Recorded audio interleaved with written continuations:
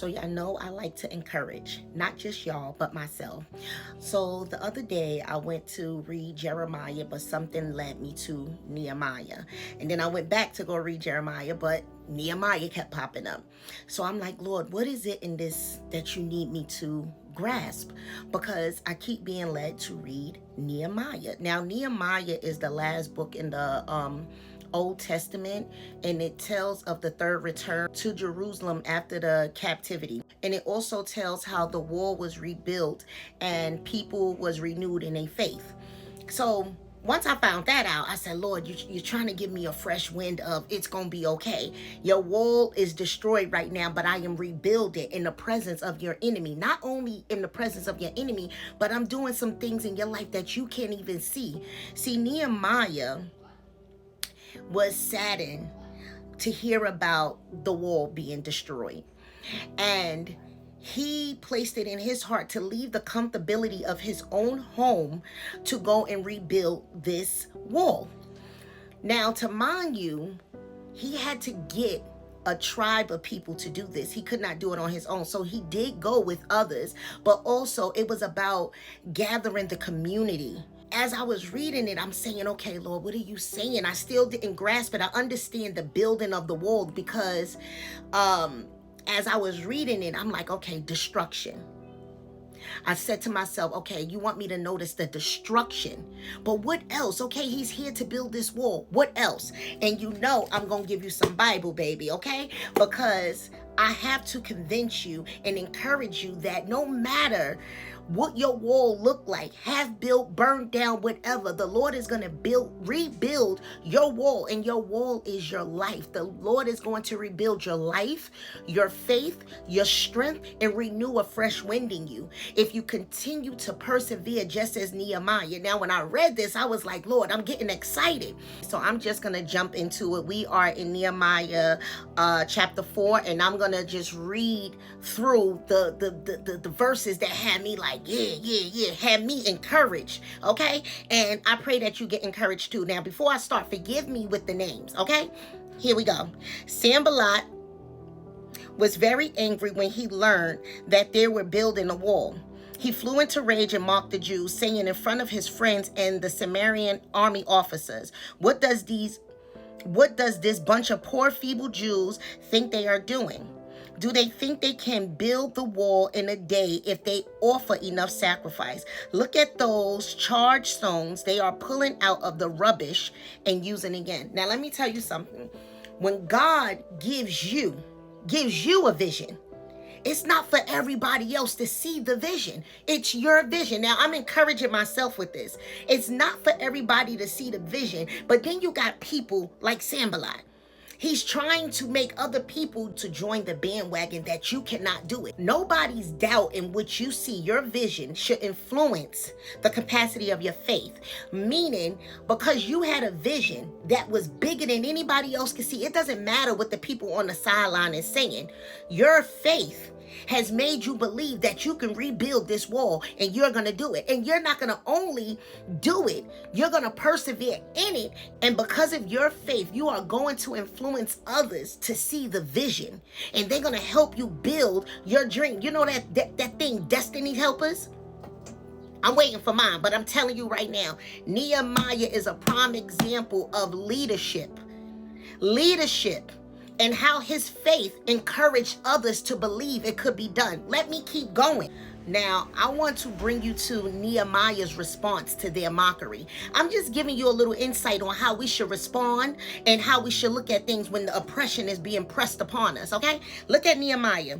Then I prayed, hear us, O our God, for we are being mocked. May their scoffing fall back on their own heads, and may they themselves become captives in a foreign land. Do not ignore their guilt. Do not blot out their sins, for they have provoked you to anger here in the presence of the builders. Now, the reason why he is praying to God, because you have to remember, though Nehemiah's heart was softened to go rebuild this wall, the only way his heart was softened to go and do this was because he prayed to God. So he is not doing this in his own will. So when he went to God and prayed and said, do not ignore their guilt. Do not blot out their sins, for they have provoked you to anger here in the presence of the builders. Because remember, Nehemiah is on an assignment. The Lord has softened his heart to go and build this wall. So therefore, he is not actually mocking Nehemiah in them. He is mocking God, because this is the work of the Lord. Let me keep going, because I don't think you're convinced. Now, because the enemy knows, because let me tell you something. Oh, before I say that, the enemy uses people to come against you. Now you have to remember, because you are on assignment for the Lord, the enemy also has minions that's on assignment to tear you down and bring destruction to the plans of the Lord. Now check this out. See, when you start complaining and you start recognizing the problems around you and you start focusing on that, look how the enemy works. Then the people of Judah began to complain that the workers was becoming tired. There was so much rubble to be moved that we could never get it done by ourselves. Meanwhile, our enemies were saying, before they know what's happening, we will swoop down on them and kill them and end their work. Now, listen to this. You notice that they went from mocking them to planning to kill them once they seen that they were tired, once they seen that they were weary. That's when the enemy know that you are open and vulnerable for attack. When you start complaining about the things that are happening around you, that's when he say, okay, we couldn't get them that way. Now I want to kill them. I want to kill the plans and their works that the Lord has been placing in them. I want to kill them. I want to wipe them out. But you got to be prayerful. Let me keep going, because you're not convinced. Check this out. Then as I looked over at the situation, I called together the leaders of the people and said to them, y'all ready? Do not be afraid of the enemy. Remember the Lord, who is great and gracious and fights for your friends, your family, and your homes.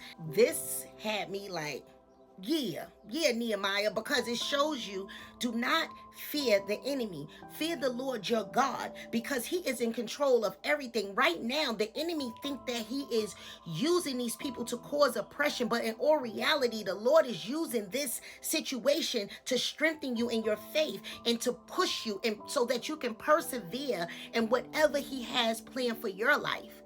Okay, this is not just encouraging Nehemiah, because see, Nehemiah sees the vision.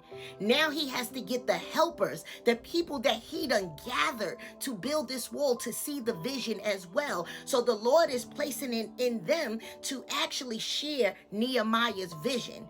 But what Nehemiah is doing here is what I'm doing right now. Encouraging y'all and myself to see the vision for what it's worth.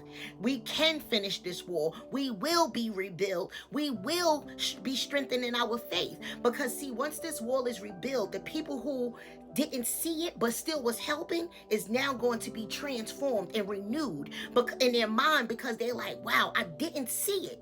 Just like us, we don't see it, but it can be done. Can I keep reading? Because I'm not convinced. Check this out.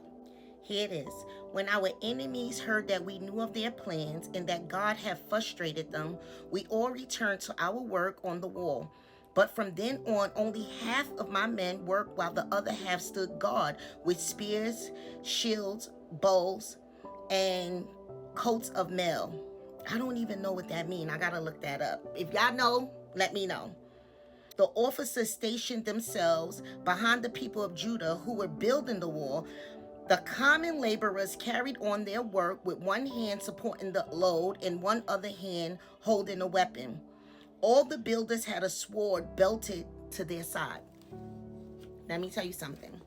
Y'all know in Ephesians, the full body armor of God? Now, when I hear this, a sword belted to their side, like they were not only ready for war, but they were ready to battle in prayer. They was also ready to battle in worship, because when you hear weapon, the weapon of the spirit is the word. And let me tell you something. I am learning how to fight battles with the sword of my mouth and speak the word of God to defeat and dismantle the enemy. Now, I didn't know that I had that, that power.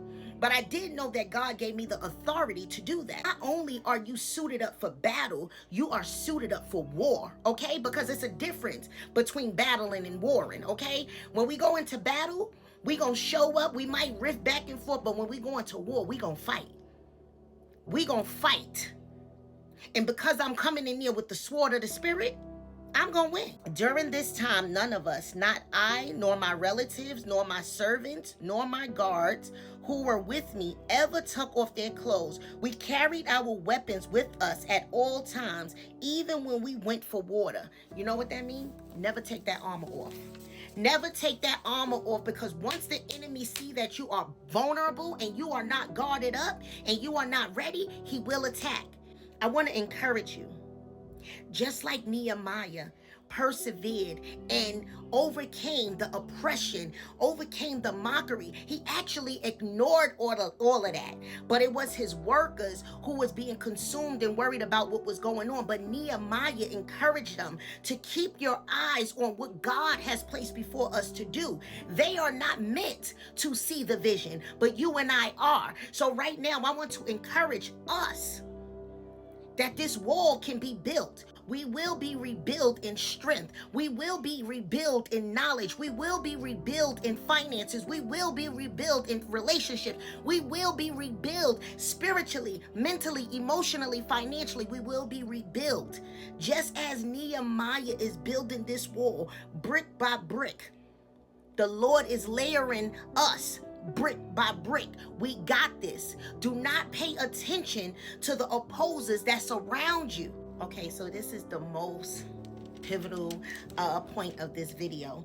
So when Nehemiah went in front of the king, Artaxerxes, don't quote me. The king noticed his sadness, and Nehemiah explained to him he's saddened because of the destruction that's going on where his ancestors are buried, right?